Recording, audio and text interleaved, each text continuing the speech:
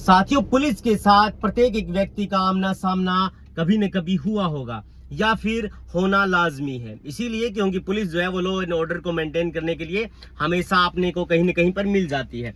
लेकिन पुलिस के लोग कभी कभी गुंडई पर उतर आते हैं, दादागिरी पर उतर आते हैं। तो आप ये मेरी वीडियो स्किप ना करें, मैं आपको ऐसी बातें बताऊंगा कि आप जिंदगी में कभी भी पुलिस से जो है वो डरेंगे नहीं, उल्टा पुलिस आपसे घबराएगी क्योंकि आपको कानून का पता होगा। तो या दोस्तों, मेरा नाम एडवोकेट दीपक कुलड़िया है, मैं पेशे से एडवोकेट हूं और मैं बताना ये चाहता हूं कि अगर आपसे कभी भी पुलिस का आमना सामना हो और पुलिस दादागिरी गुंडई करे तो आप उसको ये बात बता दीजिए ताकि पुलिस वाला जो है वो बैकफुट पर आ जाए।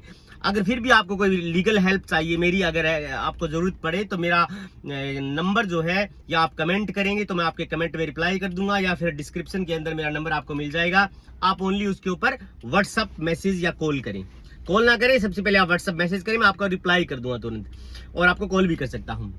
तो साथियों, मेरा कहने का ये मतलब है कि अगर पुलिस आपके साथ कभी न कभी लड़ाई झगड़ा मारपीट करे तो आप सबसे पहले उसकी वीडियो रिकॉर्डिंग कर लीजिए, चाहे वो पुलिस थाने के अंदर हो या चाहे वो आप सड़क के अंदर हो या अपने घर के अंदर हो।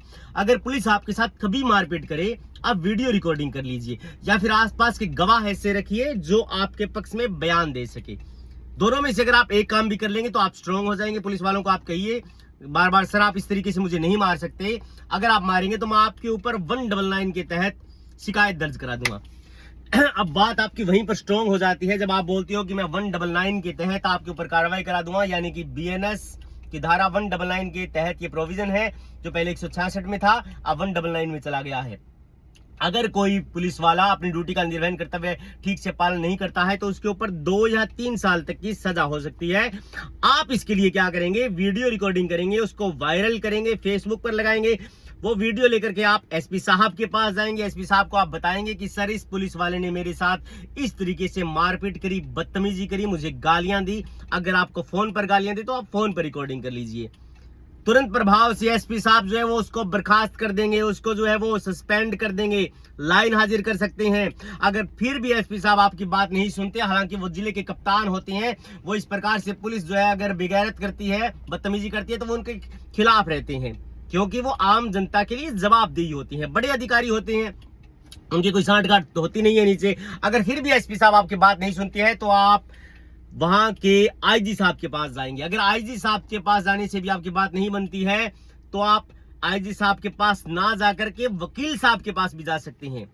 आप इस्तगासा पेश करेंगे, वकील साहब आपका पूरा जो है फॉर्मेट तैयार करेंगे, इसमें गाली गलौज करी, मैं यहाँ पर इस समय इस घटना के समय वहां पर गया, तब मेरे साथ उन्होंने बदसलूकी करी। आप इस प्रकार से पूरी बात एक मसौदा तैयार करेंगे वकील साहब, और उसके बाद में जब वो पैरवी करेंगे आपकी FIR का, कोर्ट आदेश देगी। पहले जो 156(3) में होता था वो 175/3 में चला गया है। FIR दर्ज करने के लिए कोर्ट आदेशित कर देगी पुलिस थाने को, और एक कोमा, एक मात्रा, एक शब्द भी नहीं हटा सकती। पुलिस को हुबहू FIR दर्ज करनी पड़ेगी।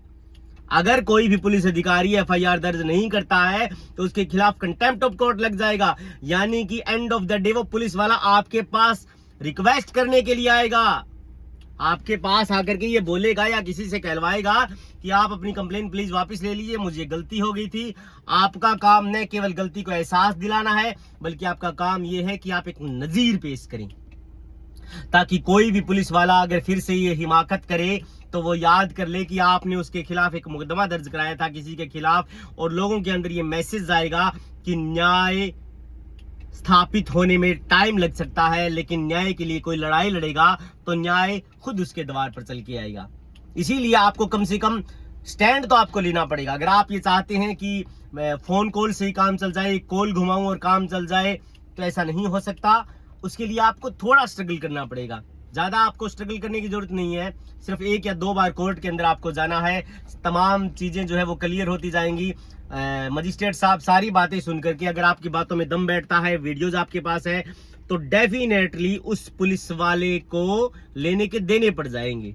आप समझौता ना करिए, आप लड़ाई लड़िए, क्योंकि कानून की किताबों में कहा गया है कि अन्याय सहकर बैठे रहना यह महादुष्कर्म है, न्यायार्थ अपने बंधु को भी दंड देना धर्म है। अगर फिर भी आपको कोई दिक्कत आती है, आप हिंदुस्तान के किसी भी कोने से हैं, तो आप मेरा नंबर जो है वो मैंने बताया है आपको, या तो कमेंट कर दीजिए, आप उसके आप मैं रिप्लाई कर दूंगा, या फिर आप डिस्क्रिप्शन में जाकर के मेरा मोबाइल नंबर देख सकते हैं। मैं बताना ये चाहता हूं कि आप व्हाट्सएप पर मैसेज करें। अगर कोई भी पुलिस अधिकारी आपके साथ जो है वो इस तरीके से बदतमीजी करता है, लड़ाई लड़ता है आपके साथ, जो है वो गाली गलौज करता है या फिर ऐसा कंटेम्प्ट करता है जो कानून के अंदर लीगल नहीं है, डेफिनेटली आप उसके खिलाफ एक्शन लीजिए। क्या करना है वो तमाम चीजें मैं आपको बताऊंगा, क्या आपके साथ हुआ है मैं सारी बातें आपकी सुनूंगा। आप इस जानकारी को अधिक से अधिक शेयर करें ताकि प्रत्येक एक व्यक्ति तक ये बात पहुंचे और उसे कानून समझ में आ जाए कि 199 क्या है, 175/3 क्या है। बस एक दो चीजें आपको ध्यान रखनी है, ज्यादा आपको ध्यान रखने की जरूरत नहीं है। उसके बाद में काम वकील का होता है। साहब, वकील एक ऐसा प्राणी है, एक ऐसा जीव है धरती के ऊपर जो आपके गलत होने के बावजूद भी आपके साथ खड़ा रहता है। ये करण के बाद में दूसरा व्यक्ति जो है वो वकील है, एडवोकेट है। आप इसीलिए एडवोकेट के लिए कहा जाता है कि उसका शुरुआती समय बहुत मुश्किल होता है, क्योंकि उसको समझने में चीजें 5, 7, 10 साल लग जाती हैं। लेकिन जब बातें समझ में आ जाती है ना साहब, तो न्याय में देरी नहीं होती। न्याय उन्हीं लोगों के साथ खड़ा रहता है जो लोग न्याय लेना चाहते हैं, लेना जानते हैं। अगर आपको मैं कहना यह चाहता हूं कि अज्ञानता के ऊपर ज्ञान हमेशा राज करेगा। Knowledge always rule.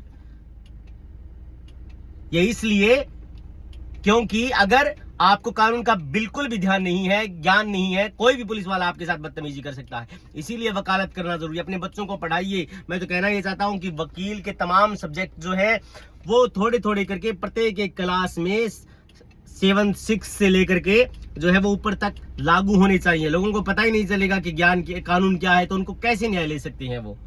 और ज्ञान कानून के लिए कहा जाता है कि अगर आपने चोरी कर दी और आप उसके बाद में ये कहते हैं कि मुझे पता नहीं था कि वो चीज उठाना वहां से चोरी है, तो मैं ये काम नहीं करता। लेकिन ऐसा कानून में नहीं है। अगर आपने वहां से कोई चीज उठाई है तो डेफिनेटली आपने चोरी करी है, क्योंकि आपने किसी और की चीज को अपना कब्जा वहां पर जमा लिया है। डेफिनेटली कानून में ये अक्षम्य है, ये अपराध है।